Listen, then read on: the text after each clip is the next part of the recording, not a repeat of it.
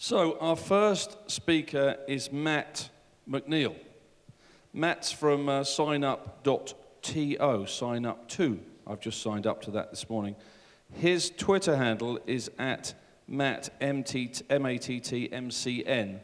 if you want to tweet while he's speaking, or ask him a question, or ask me a question, or put him under pressure, whatever you like. Now, he's particularly focused on email marketing, and signup.to do social, mobile, and email marketing. Their two biggest clients are Prezzo, the restaurant organization. I'm sure you've been to Prezzo's, and The Economist. They have 25 employees. They started in 2003, so 10-year anniversary next year. Yep, that's right. Please welcome Matt. Thank you.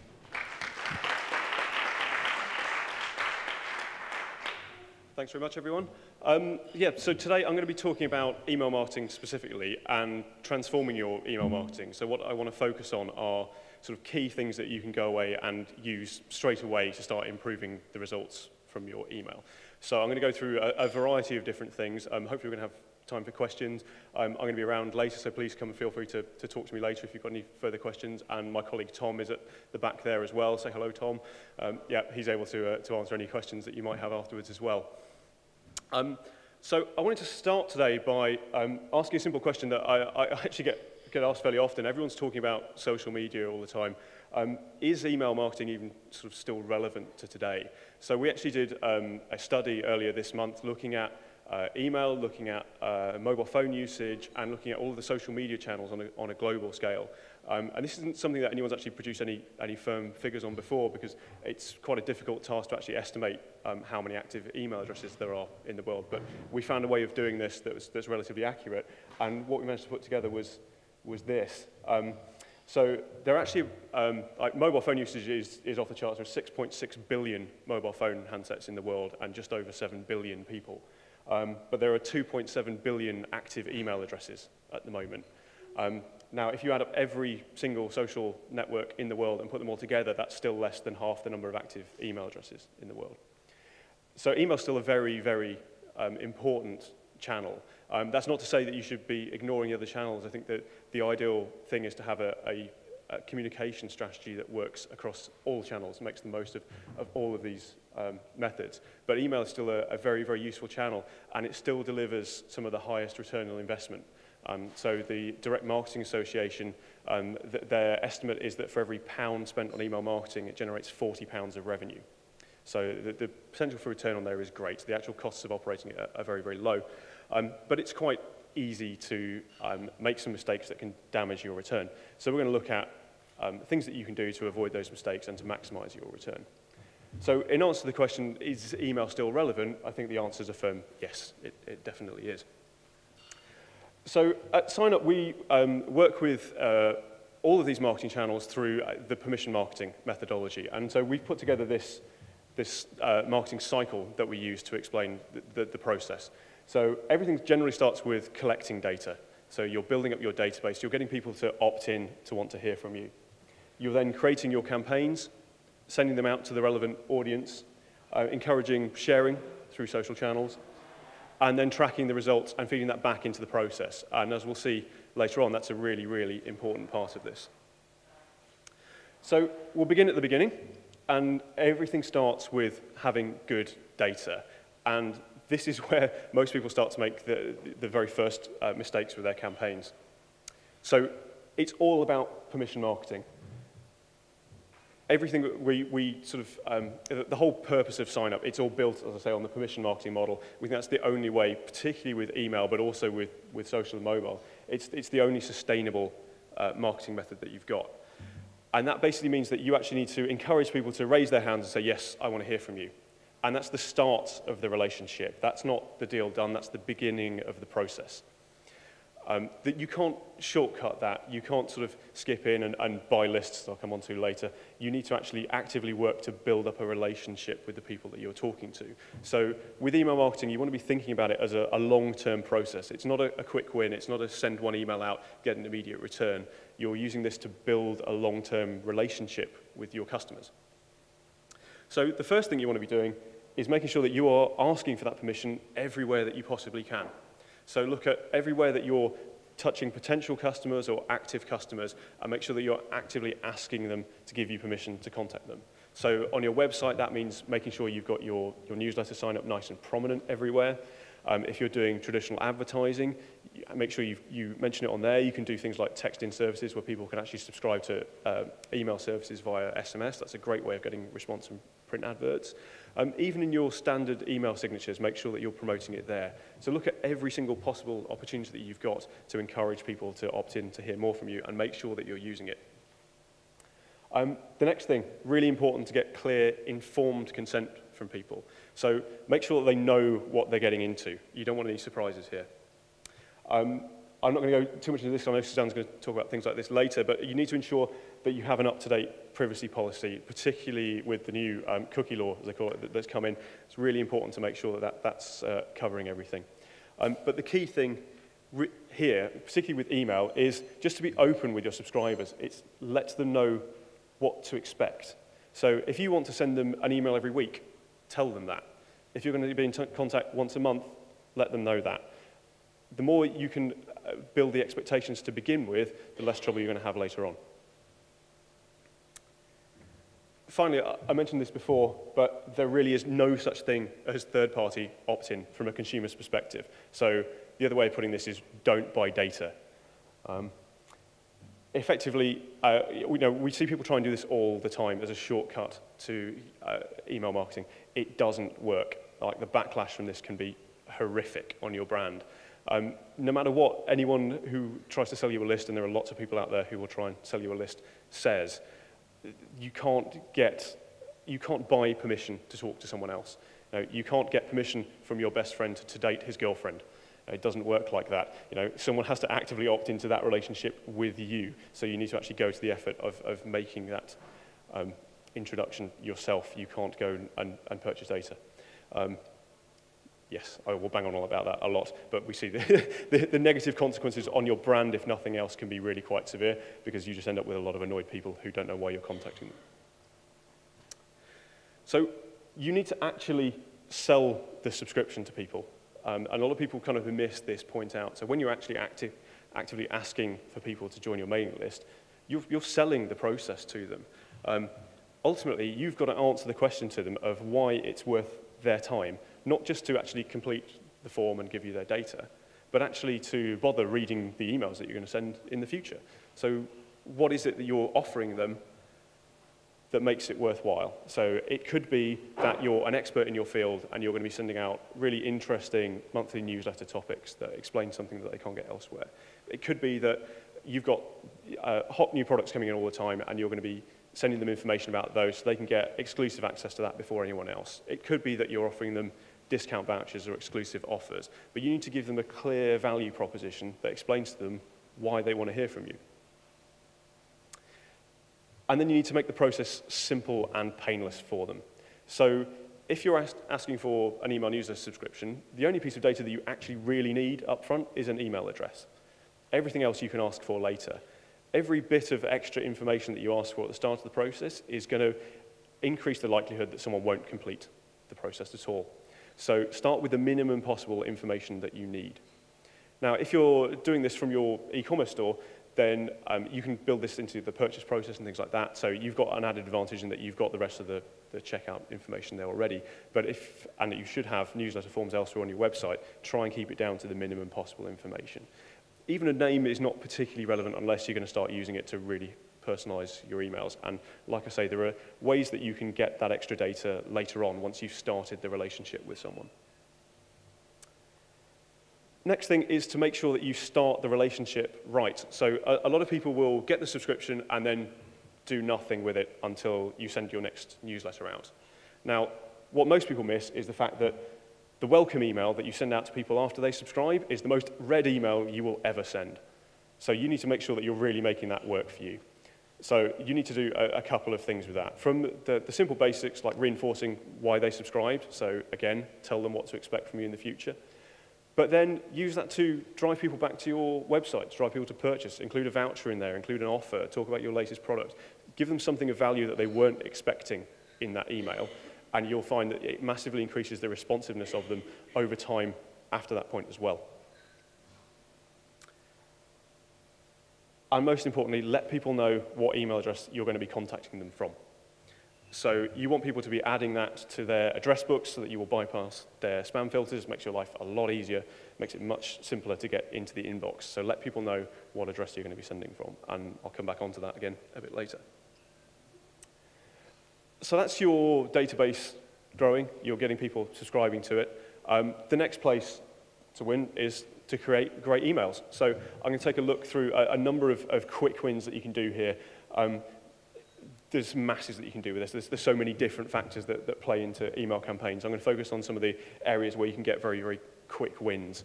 By all means, afterwards, if you want to check out, come and talk to us, or you can check out our website. We sort of blog on this kind of stuff all the time and produce a lot of reports on it.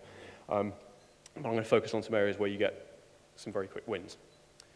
So the first place that most people make a mistake is by not actually defining what the purpose is of the campaign that you're sending.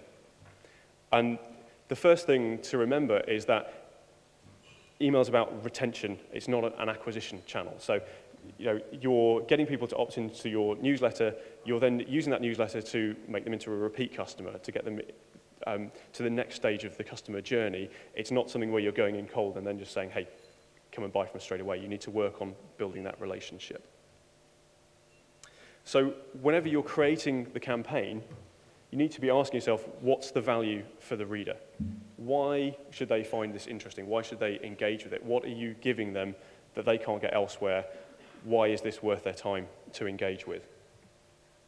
And the key thing to remember here, people don't care about you, they care about themselves. So answer the question, what are you doing for them when you're creating this email? It should be obvious, you should have a very clear value proposition when you're doing this. Include a really clear call to action. So if you're sending out an email newsletter and the purpose of it is to drive people to purchase something from your store, make it really obvious that that is the call to action. Make a really clear button in there, have multiple links, repeat it throughout the email. Make it really, really easy to do whatever it is that you actually want them to do as a result of getting this communication. And tell them exactly what you want them to do. So if at the end of this you want them to go to your store and purchase something, explain to them exactly how they go about that. Make it as straightforward as possible. Put it in step by step if you have to, but make it really, really clear what they need to be doing. And then make sure that you've got a continuity of your message and your branding between your email and your website. So make sure that things follow through, that they have a consistent process, because if you go from your email campaign to your website and then you're saying something completely different, you've lost that reader, you've broken their trust. It's all about building up that expectation and then taking them through the journey. So I want to take a quick look at an actual email campaign itself, and then I'm going to go through the various different areas of a campaign where you can optimize what you can do here. So I'm sure you're all familiar with it. You've got the from name at the top, which is actually the sort of friendly name that you will see in most email clients, and then the sender email address or the from email address. And as I've said before, it's really important that you keep that email address the same across your different communications. You've then got the subject line, and that's somewhere where you can get some really, really quick wins. I'm going to go to in a bit of detail later. And then obviously the content of the message itself. So let's start by looking at the sender details, because this is something, again, where a lot of people make basic mistakes here, but it's really simple if you follow these sort of key rules to increase the results that you're going to get from your email campaigns. So the first thing is, make it really clear who you are. So make it obvious to the reader that it's coming from you. So if they're used to communicating with you as your brand name, make sure you're using your brand name in the sort of friendly from name of your campaign. If they're used to dealing with you as a person, try and incorporate that as well. There have been some studies showing that people will actually react more positively if it's coming from a person at the brand name as opposed to just the brand name. I've even seen some brands go to the extent of actually inventing a kind of virtual persona that doesn't actually really exist, but all of their newsletters will come from and be written in the tone of voice of this person. If you're a smaller business, then you might want to write it as coming from the MD or a customer service person, someone that people will be familiar with and interacting with. If you can give it a human, personal voice, it makes a big difference. And as I've said before, keep these details the same throughout your emails. So people will come to recognize that it becomes anticipated, it becomes relevant to that user. They see that email come and think, hey, that's from them. I remember them. The last email was great. I'm going to pick up and read that as well, because that will help them prioritize getting to your email. It builds up that relationship. So really avoid the temptation to change that and chop and change it around. Here, repetition is really, really important. Next thing is to ensure that you have basic email authentication set up. It's a little bit more technical to do this. There are some things that if you're using an email service provider, they will do automatically for you. There are some things that they can't do for you that you'll actually need to go in and do yourself. There are two main technologies here. One is called Sender ID or SPF, and that is a way of effectively saying, hey, this is coming from a legitimate source. That's something that can be done by your email service provider without having to do anything. And there is another technique as well called DKIM, or Domain Keys Identified Mail, which is a bit of a mouthful. But it's basically, again, a way of saying this email is exactly the same when it got to you as it was when it left the mail server. So it's a way of trying to circumvent the spoofing and the phishing scams that you see out there where people are sending fake emails. It's a way of authenticating that the content of that message is as the sender intended it. Now that can require a bit of work on your front to set up. Again, I'm not going to go into that now because it's deadly boring, but it can make a real impact on your email campaign. And if you go onto our website, we have some details about how you can go about setting that up. But all these things just actually help you, A, increase trust with your reader, but also, more importantly, get through spam filters. So it's a positive note when your email is received by people like Gmail or AOL or Hotmail. It will actually help you get to the inbox rather than the junk box, or even worse, nowhere at all. Next thing, really important, is to use a real reply address to your emails. Now, a lot of people don't want to do this because it'll mean that you get some out-of-office replies and you get a few bounce backs that aren't caught by your email system. It's actually really, really important to do because you can miss out really vital customer emails that they don't realize are going back to an email address that is going nowhere. So it's far better to occasionally have to filter through some meaningless emails to make sure that you catch that important customer email that's coming back than to just effectively say to your customers, hey, we're not going to listen to what you have to say. So I recommend always using a real reply address. It doesn't have to be one of your main company addresses. It can be a separate one that you've set up purely for the purposes of doing this mail. But you will always find that you get important messages coming back on that. So resist the temptation to use a no-reply email address up there. Set up something properly. Because, again, you want to foster a communication with your end users. It's also, if you have it with a completely non-existent email address that just bounces back, again, that's taken as a negative signal by a lot of the spam filtering engines. So that will, again, sort of increase the likelihood that it's going to go to the junk mail folder.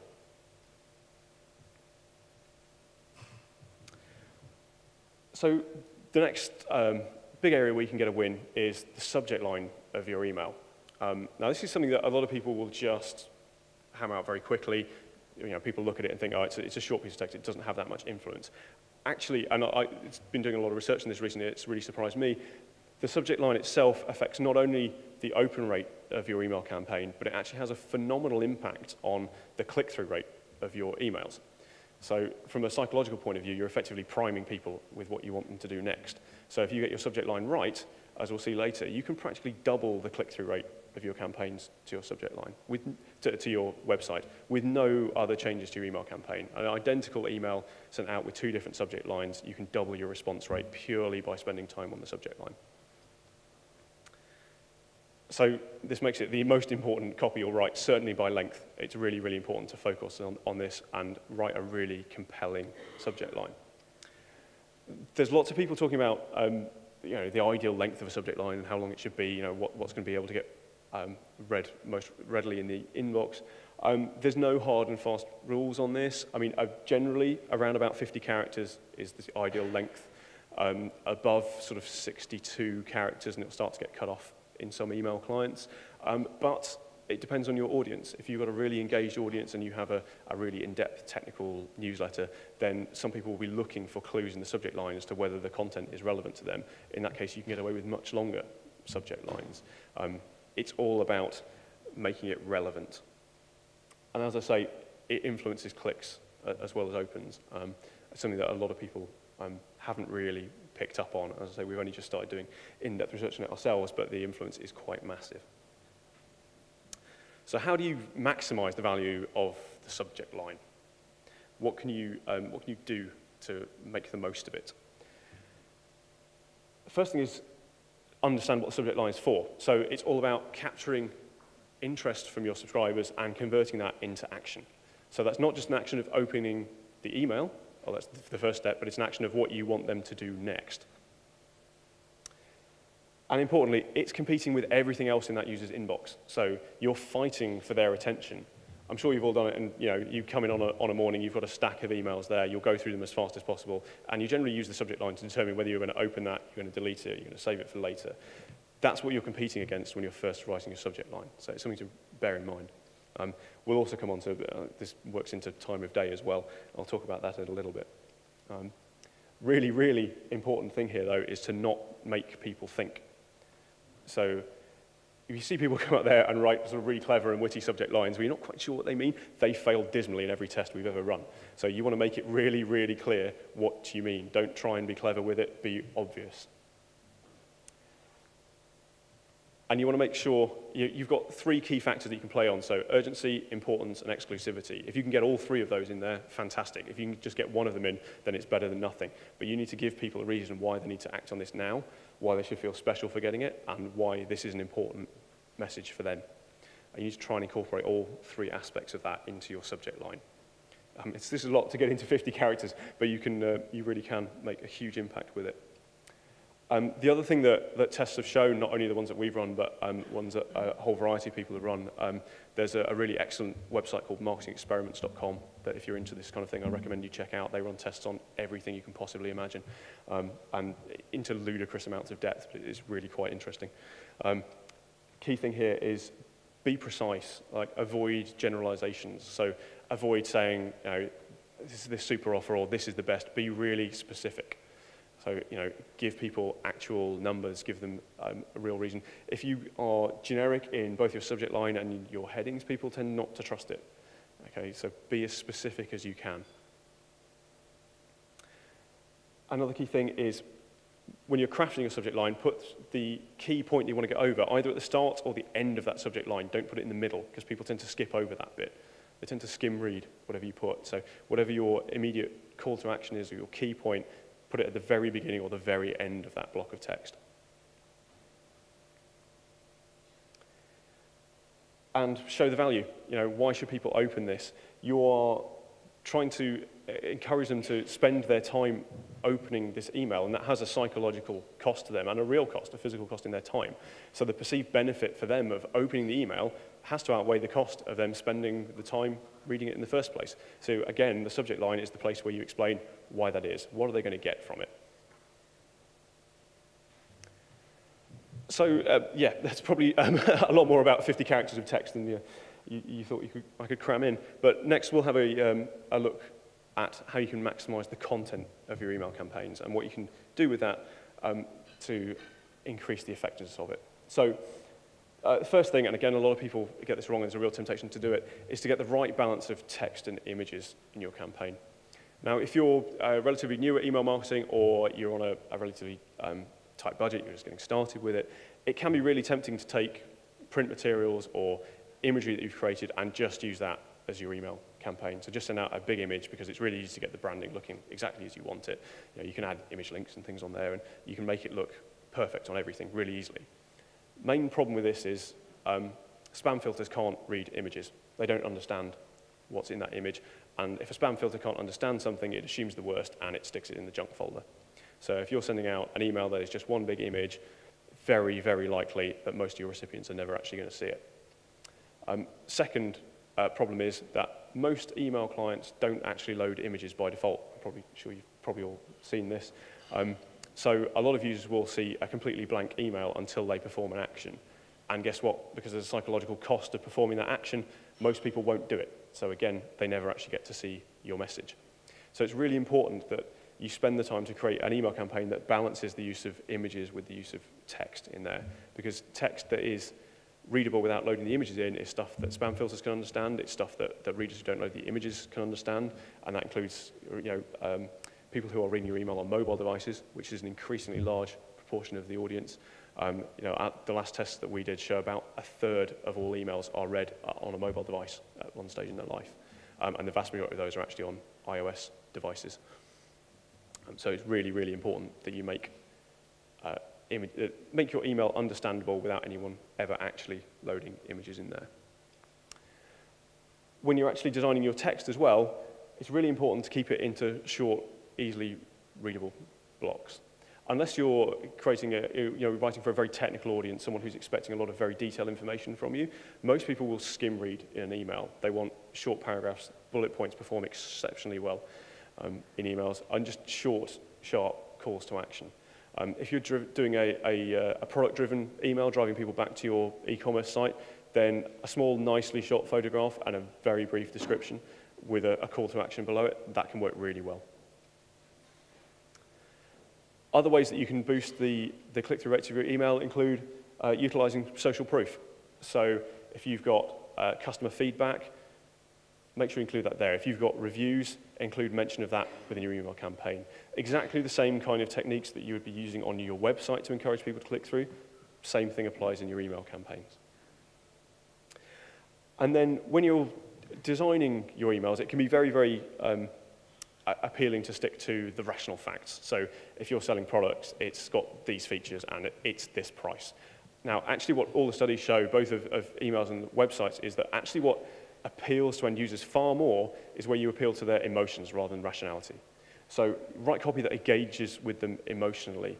The rational facts can come later, but what will actually get them to engage in the first place is appealing to their emotions, particularly when you're asking them to make a very swift decision, which is generally what you're doing with an email campaign. You want them to read that campaign, make an action. And the best way to do that is to actually encourage talk to their emotional side rather than the rational side of things. So write copy that they can really engage with. Again, it takes time, but you'll find that the payoff from that is quite substantial.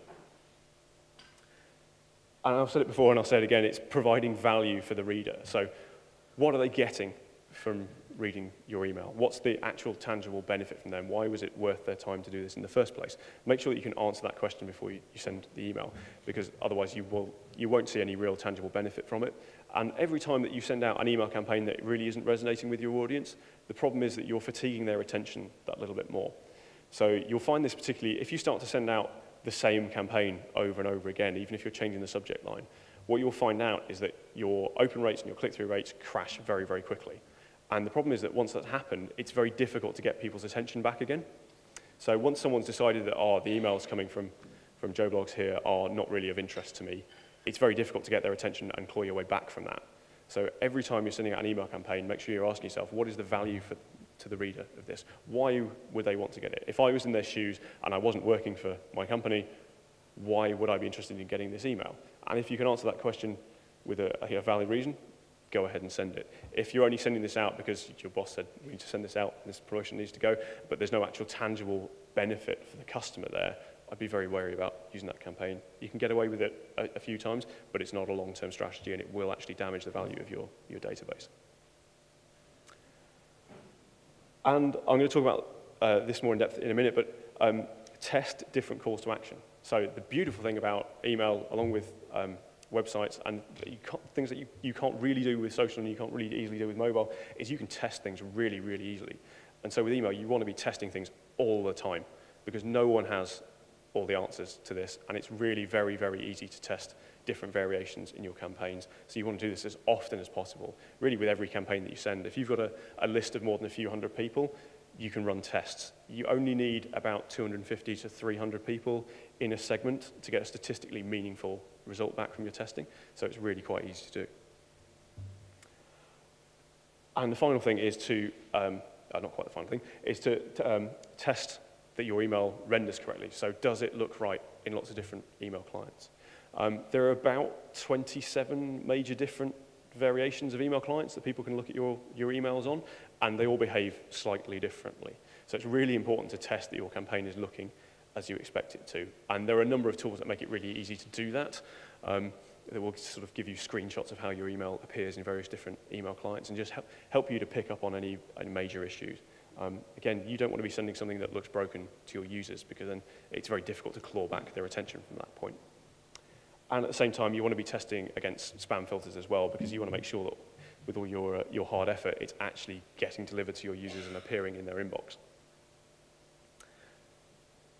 And you want to make sure that you're utilizing social sharing to extend your reach. So again, really easy to include things like Facebook sharing and Twitter sharing and even Pinterest buttons within your email campaigns. So make sure you're doing that, provided it's a campaign you want people to share, of course. But that means that you can extend your reach beyond just your email subscribers. Really powerful way of just extending that marketing very, very simply. So once you've created your campaign, we come on to sending it out. And again, there's a few quick wins that you can get here. So I'll talk about split testing quickly, which I mentioned before. So this is the easiest way to test your campaigns. So effectively, all we're talking about is sending a different variation of the same campaign to different segments of your same list, and then comparing the results.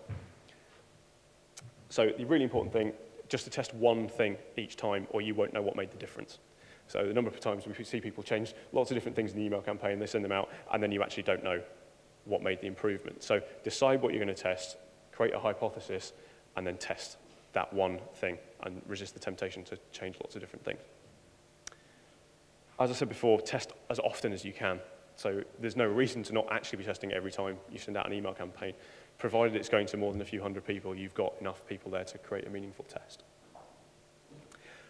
And allow enough time to actually gather the results back. So you want to allow generally at least 24 hours after sending before you review the results, because the way people interact with email varies over the time of day.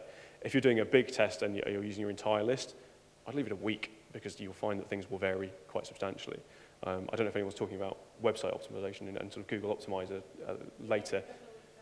Great, yeah, so it's, it's a similar sort of thing. Things will vary quite substantially over time. So I want to take a look at an actual split test that we ran last week for a client of ours. We ran 3 different subject lines, so we were testing our sort of subject line hypothesis. And I want to see if people can guess which subject line actually performed best here. So we've got subject A, which was the Exit Festival newsletter. It's about as boring as you can get. We have subject line B, which was get to Exit Festival this July for the ultimate festival experience. And we had subject C, make this summer unforgettable, check out Exit Festival. If I can get a show of hands, who thought subject A would perform the best? Good. Subject line B? 1, 2, 3, 4, 4. Subject line C? Good. Yeah, you're right, subject line C. Now, this is appealing to people's emotions. It's giving them a tangible benefit. It's giving them a reason to get in there and read it right now. And importantly, it's nice and short as well. And what we found is CTO is actually the click-to-open rate. So that's the ratio of the number of people who opened the campaign who actually went through it and clicked on it. And you see, that's very nearly double the worst subject line. So the actual open rates on these campaigns were very, very similar, and the copy of these campaigns was identical across every single campaign. So the only factor that changed was the subject line, and just spending a bit more time actually crafting that subject line and making it engaging made a phenomenal impact to the click-through rate on that campaign. Now that campaign was actually driving people to go through and buy tickets as well, so the actual difference in this is tens of thousands of pounds of revenue just from spending a bit of time on a 50-character subject line. So that's why it's really, really important to focus on writing an engaging subject line, and why if you're going to do one thing in terms of focusing on your campaigns, it's probably the most important thing that you can do. So I'm going to start talking about subject lines for a bit. Other thing we quite often get asked when people start sending out their emails is, when is the best time to send my email campaign? So we've got all this choice. You know, we haven't sent an email campaign before, or we've just been sending whenever we thought we should. When's the actual best time? So again, we went off and we did a study. We looked at about 1 billion emails that we sent over last year to the UK. And we looked at the day of week and the time of day that people were actually opening these email campaigns. And what we found is this. So obviously, things are clustered towards the middle of the week, but actually Thursday is slightly better performance-wise. So if you're starting from a standing point, I would say try a Thursday as your send day. Now, this will always vary depending on the audience that you've got, but if you pick a good starting point, then what you should be able to get from your email analytics is to actually look back and then see when people are opening your campaigns. And if you're sending out on a Thursday, but you're seeing a shift and you're getting a secondary peak on a Friday, I would try then adjusting your send time to a Friday or whenever you see that secondary peak occurring. We also looked at the time of day that people were interacting with their emails. And what we found is that most people are doing this at work, regardless of whether it's a consumer email or it's a business email. People are reading their emails at work. And it's about 11 o'clock is the key time. So if you're starting from a standing start, I would say Thursday at about 11 o'clock is probably the best place that you can start. Again, these are averages, so it's not going to work for everyone. But if you haven't got any other insights into when your audience are interacting, I would start with that and then use your analytics to build out from there. And we've seen this has been consistent for a couple of years now as well. And we'll see, yeah, obviously, so later on in the day, I mean, you get a bit more interaction as people are sort of finishing work, but not a huge lift. What we have seen with certain retailers, and unfortunately I can't show you specific data on this because it's proprietary to them, but Friday afternoons are actually well worth testing as well. But it can actually be quite weather dependent, depending on what you're selling. So I would test it, and I would have a look at other factors involved when you're scheduling your campaigns as well. So the sort of final part of my cycle, as I mentioned before, is analysing your results. And I say with email, it's really, really important that you use all this data that you're getting and put it into action. So there are a couple of, well, 3 key stats that you really care about with email. So you've got your open rate, you have your click-through rate, which is the number of people who are clicking links in your campaign. Now, really important with both of those figures that you're looking at the unique rate. So you only really care if someone opened the email the once. That's how an open rate should be measured. Now, not everyone does measure it like that, and that can give you a false sense of hope. So open rate should be the number of unique users who've actually opened your email campaign. Likewise, click-through rate should be the number of unique people who've actually clicked on a link in your campaign. And then unsubscription rate is, as it says in the tin, number of people who've opted out from your email campaign. Now, these figures here are actually the UK averages for last year. Again, this is based on just over 1 billion UK emails that we sent across every kind of industry that you can imagine. So we have about 3,000 clients across every sector. And so this is taking all of their results and we average them together, and this is what we came up with. And so this is specifically SME focused as well. It's the only benchmark of its type that's UK and SME focused. If you go onto our website, you can download the benchmark report for free, and that actually has this broken down by 23 different industries as well, and it varies quite massively across different sectors. So I'd really recommend having a look at that. Now, the UK average open rate is about 18.35%. Again, it's an average, but if you're starting from a standing point, it's a good thing to benchmark yourself against. Click-through rate is just under 3%. Now, whether click-through rate is a relevant metric for you, it really depends, again, on what the goal of your campaign is. If it's for your e-commerce store and you're trying to drive people to purchase, again, that's a really relevant metric for you. If it's a newsletter and you're trying to get people to click through, it's a really relevant metric for you. If you're actually sending out event information and it's purely for informational purposes, that might not actually be a relevant metric for you because it's not about driving traffic to a website. And unsubscription rate is a really, really important one to measure because that lets you know whether what you're sending out is what your users were expecting, whether you're actually fulfilling on the promise that you made to them when they signed up to you. So 0.15% is the national average. I would say if at any point you see your unsubscription rate going above about 1%, that's an indication that something is quite substantially wrong. You're not meeting people's expectations because a lot of people don't actually take the time to unsubscribe, they'll just stop reading. It's, you know, with the advent of things like Gmail where you've got effectively unlimited storage, it's a lot easier for people to just hit delete rather than actually go through the unsubscription process. So you need to watch that very carefully. If you start to see it spiking, have a look at what you're doing. You know, are you sending out what people would expect you to? You know, are you meeting their expectations? I think that's just about everything from me. So if you want to tweet at me, as Thomas said before, it's at MattMCN or on our website, so we sign up to, and I've got 8 minutes for questions, I think. Yeah. Recently, I've been receiving emails, well, the last 6 months, from big companies with subject title like, whoops, and sorry about this, and that they've caught my attention. I've actually bought, I'm wondering whether or not it's like something that they know will get attention. Quite possibly. I've not seen any particularly studies on it being done intentionally. I've seen it on people using it as a kind of recovery tactic, so sending out oh, we're sorry, we screwed up email. And from that point of view, I think that can work really well because it's open, it's honest, it's engaging. It makes people realize that it's not just a brand, there's actual people behind it. And I think that's really important. I was wondering about it had been done, you know, someone had actually sent that out intentionally with me to get attention to the... I don't know. I'd like to look into that more. Yeah. Definitely. Any other questions? Anyone? You mentioned testing software for how emails look on different email systems. Yes. Can you give us an example? Sure. So there's a couple of ways of doing it. I'm not here to plug what we do, but we actually bake it in for free on our platform. So we will let you test your email design on the 10 most used email clients by your subscriber base, and we actually send it off. We take screenshots of it, of how it exactly appears in their inboxes, and send it back to you. And we also look at whether it's going through those spam filters correctly or not as well.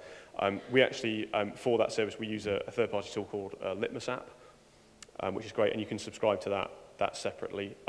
It's not particularly cheap, but it is well worth it if you're doing a lot of email sends. And they will actually send it off to, I think, it's just over 30 different email clients, and within about 5 minutes send you back actual screenshots of how it appears in those email clients. Yes?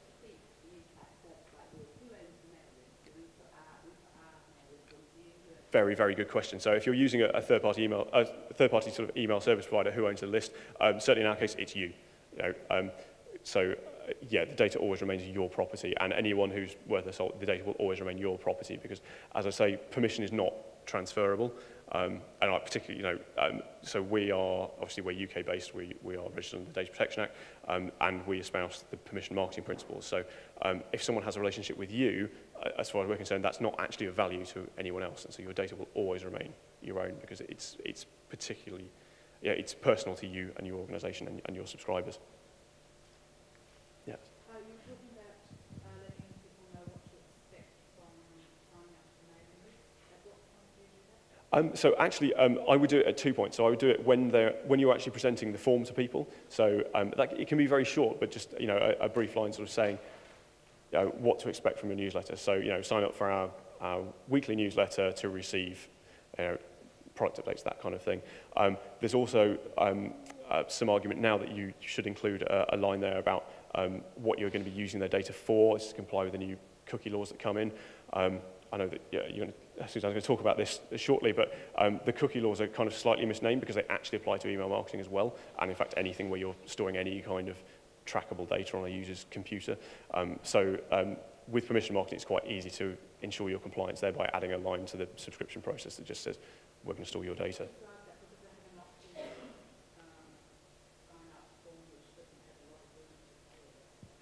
I think you can keep it quite brief, but what I would also do is I would send it in the welcome email as well. So you're reinforcing that. You have a lot more room in that welcome email, and like I say, it's the one email you send that pretty much everyone you send it to is going to read. So you can use that to build out on that value proposition. But ultimately, with your newsletter form, the more you can sell the value of it, the more people will complete the process in the first place. Any further questions? Matt? Oh yes, one more. Yeah, go ahead. But I've heard that testing on Google Ads is a good idea as well.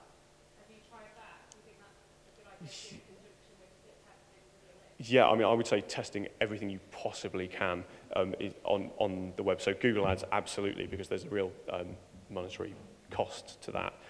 Big fan of Google Website Optimizer as well for A/B testing on your websites. I mean, we're running some on our site at the moment, and we're seeing like an 80% lift.